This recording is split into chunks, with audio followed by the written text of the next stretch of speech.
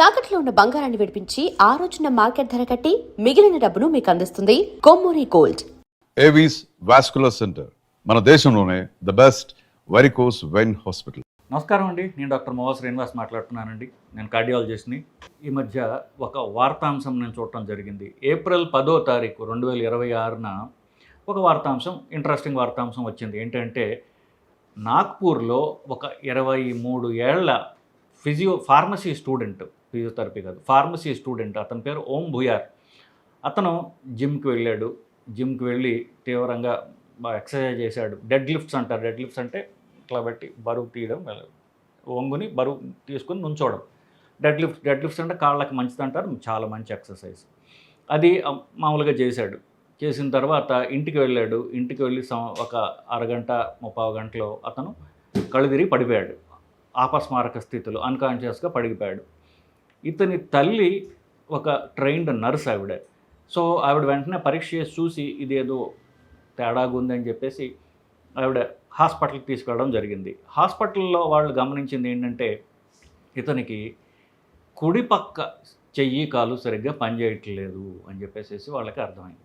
So ఈవిడ nurse కావడంతో త్వరగా హాస్పిటల్కి తీసుకువెళ్ళడంతో వాళ్ళు ఏం చెప్పారంటే, అమ్మ ఇది పక్షవాతం లాగా ఉంది, సో దీనికి వెంటనే మనం ఎవాల్యుయేట్ చేయాలని చెప్తే వాళ్ళు మెదడుకి ఎంఆర్ఐ తీశారు. ఎంఆర్ఐ తీస్తే ఎడం పక్కన మధ్యలో ఉన్నటువంటి ఒక రక్తనాళం బ్లాక్ అయింది. దాంతో కుడి పక్కన పక్షవాతం వచ్చింది. సో గుండెకి చేసినట్టుగానే ఆ రక్తం గడ్డ ఏదైతే ఉందో అది తీసివేస్తే గనక ఇమీడియట్గా రికవరీ వస్తుందని చెప్పారు. ఆవిడ ఓకే అనడంతో వెంటనే మెదడులో ఉన్న రక్తం గడ్డ క్లీన్ చేశారు. ఇమీడియట్గా డ్రమాటిక్గా మొత్తం అంతా బలం తిరిగి వచ్చింది. కథ సుఖాంతం. కాకపోతే ఈ కథలో 2-3 అంశాలు ఉన్నాయి. ఒకటి, 23 ఏళ్ల వయసులో అతనికి జిమ్ తర్వాత పక్షవాతం రావడం ఎందుకు? ఫస్ట్ది. పక్షవాతానికి ట్రీట్మెంట్ ఏమిటి? పూర్తిగా రికవరీ అయ్యే ట్రీట్మెంట్ ఏమిటి? ఈ 2 అంశాలు మనం పరిశీలిద్దాం. సో తక్కువ వయసులో పక్షవాతం రావడం ఒకటి, అది జిమ్ తర్వాత రావడం. సో కొన్ని ఏళ్ల క్రితం అందరికీ జిమ్ చేస్తుంటే పక్షవాతాలు, హార్ట్ అటాక్లు ఫ్యాషన్. సో జిమ్ చేస్తే హార్ట్ అటాక్లు వస్తున్నాయి, సో జిమ్కి వెళ్ళడం మానేయండి అని చెప్పేసి ప్రవచనకర్తలు, సో చాలామంది డాక్టర్లు వీళ్ళందరూ జిమ్ చేయకండి, జిమ్ చేస్తే పక్షవాతాలు వస్తున్నాయి, హార్ట్ అటాక్లు వస్తున్నాయి.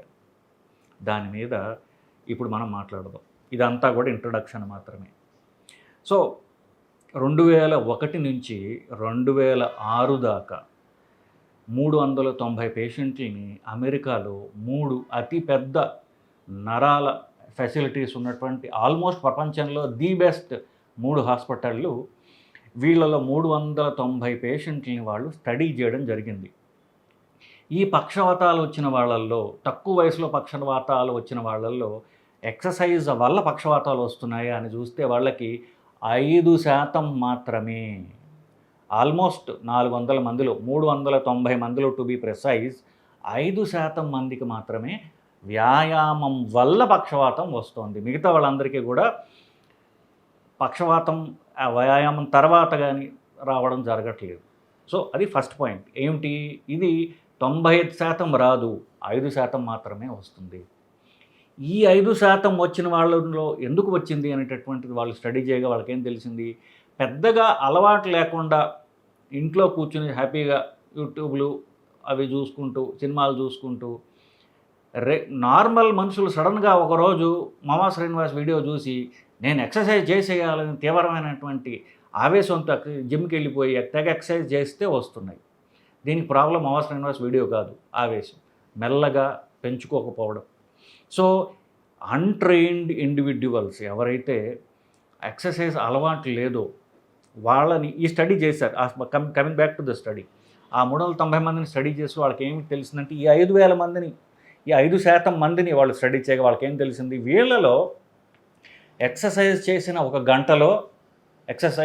గంటలో వస్తేనే ఎక్సర్సైజ్ వల్ల హార్ట్ అటాక్ వచ్చినట్టు. First point. నెక్స్ట్, వాళ్ళు స్టడీ చేయగా వాళ్ళకి ఏం తెలిసింది, ఈ ఎక్సర్సైజ్ చేసిన గంటలో వచ్చిన వాళ్ళకి బెటర్ రిజల్ట్స్ వస్తున్నాయి. తొందరగా హాస్పిటల్ తీసుకెళ్ళటం వల్ల పూర్తిగా రికవర్ అవుతున్నారు. ఈ ఎక్సర్సైజ్ చేసిన గంటలో వాళ్ళు కూడా ఇంతకుముందు వాళ్ళకి ఎక్సర్సైజ్ తీవ్రంగా అలవాటు లేదు. వీళ్ళని కంపేర్ చేసిన వాళ్ళు ఎవరు, కనీసం వారానికి 3 రోజులు ఎక్సర్సైజ్ చేసిన వాళ్ళతో కంపేర్ చేశారు. వారం మొత్తం చేసిన అవసరం లేదు.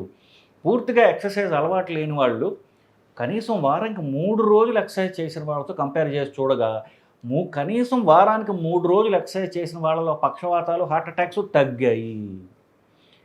ఎక్సర్సైజ్ అలవాటు లేకుండా ఒకేసారి ఆవేశంగా చేసిన వాళ్ళలో అప్పుడు వాళ్ళలో ప్రాబ్లమ్స్ వస్తున్నాయి. సో దీని కథ సారాంశం ఏంటంటే బేసికలీ ఎక్సర్సైజ్ వల్ల, వ్యాయామం వల్ల బీపీ తగ్గుతుంది, షుగర్ తగ్గుతుంది, కొలెస్ట్రాల్ తగ్గుతుంది, హార్ట్ అటాక్ రిస్క్ తగ్గుతుంది, పక్షవాతం రిస్క్ తగ్గుతుంది.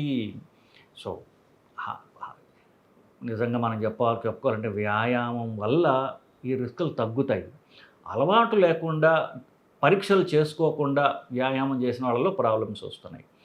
ఇప్పుడు ఇలాగా ఎక్సర్సైజ్ తర్వాత పక్షవాతం వచ్చింది అంటున్నారు కదా, ఎందుకు వచ్చింది అని చెప్పి వాళ్ళు మళ్ళీ పరీక్ష చేశారు. గుండె నుండి మెడకి 2 వైపులా రక్తనాళాలు సప్లై చేస్తాయి. గుండె నుంచి మెదడుకి 2 వైపులా 2 రక్తనాళాలు సప్లై చేస్తాయి. ఈ రక్తనాళాల్లో వీళ్ళు అంతకుముందు అంటే శరీర సంరక్షణ చేసుకోకపోవడం వల్ల కొలెస్ట్రాల్ పట్టి ఉంటుంది.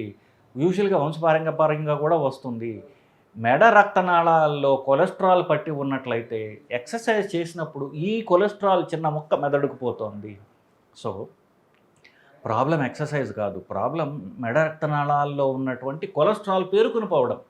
సో దీన్ని మనం ఎక్సర్సైజ్ చేసే ముందు అంటే ఎవరన్నా సరే సంవత్సరానికి ఒకసారి ఫ్యామిలీ రిస్క్ ఉన్నవాళ్ళు, షుగర్ ఉన్నవాళ్ళు, 5 సంవత్సరాలకు ఒకసారి ఫ్యామిలీ పెరాలిటిక్ అటాక్ కానీ పక్షవాతం రిస్క్ లేకపోయినా, షుగర్ లేకపోయినా కనీసం 5 సంవత్సరాలకు ఒకసారి మెడ రక్తనాళాలు స్కాన్ చేసుకున్నట్లయితే మనకి పక్షవాతం రాకుండా మనం కాపాడుకోగలం. సో వాళ్ళు ఇచ్చినటువంటి చివరి ఈ స్టడీ అమెరికాలో 390 మంది చేసినటువంటి స్టడీ. ఆయన పేరు KOTON అనేటటువంటి సైంటిస్ట్ చేశారు, ఒక డాక్టర్ చేశాడు. ఆ హాస్పిటల్లో ఇదంతా చేసింది. వాళ్ళకి ఏం చెప్పారంటే ఎక్సర్సైజ్ వల్ల, వ్యాయామం వల్ల హార్ట్ అటాక్ రిస్క్, పక్షవాతం రిస్క్ తగ్గుతుంది.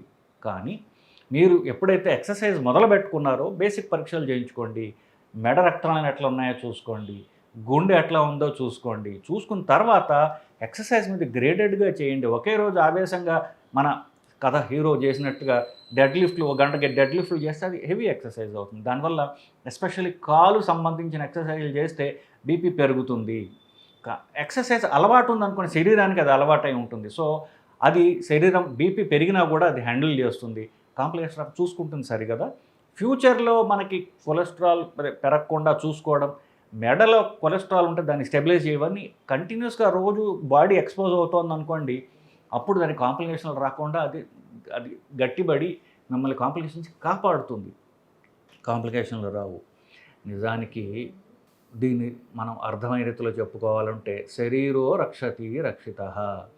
శరీరాన్ని మీరు కాపాడుకుంటే ఆ శరీరం మిమ్మల్ని కాపాడుతుంది. శరీరాన్ని కాపాడుకోవడం అంటే ఏమిటి? శరీరం మనకి ప్లెజర్ సాధనం కాదు. పొట్ట నిండా అన్నం తింటే ఒక ప్లెజర్ వస్తుంది, లేకపోతే మిగతా పనులు చేసి ఆల్కహాల్ తీసుకుంటే ప్లెజర్ వస్తుంది.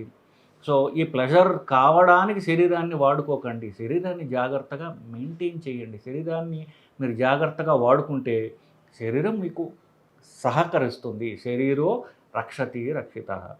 సో శరీరాన్ని మీరు హెల్తీగా ఉంచుకోవడానికి ఎక్సర్సైజ్ చేసి తీరాలి, అనుమానం లేదు. అలా చేసినట్లయితే షుగర్ బీపీలే రావు. షుగర్ బీపీల నుంచి వచ్చే పక్షవాతాలు, హార్ట్ అటాక్లు అంతకంటే రావు. సో ఎక్సర్సైజ్ శరీరాన్ని కాపాడుకోవడానికి ప్రధాన కారణం. సో ఎక్సర్సైజ్ చేయండి, శరీరాన్ని కాపాడుకోండి. శరీరాన్ని ఆల్కహాల్ ద్వారా, సిగరెట్ల ద్వారా అబ్యూజ్ చేయకండి. సో అది కాపాడుకోవడంలో భాగం.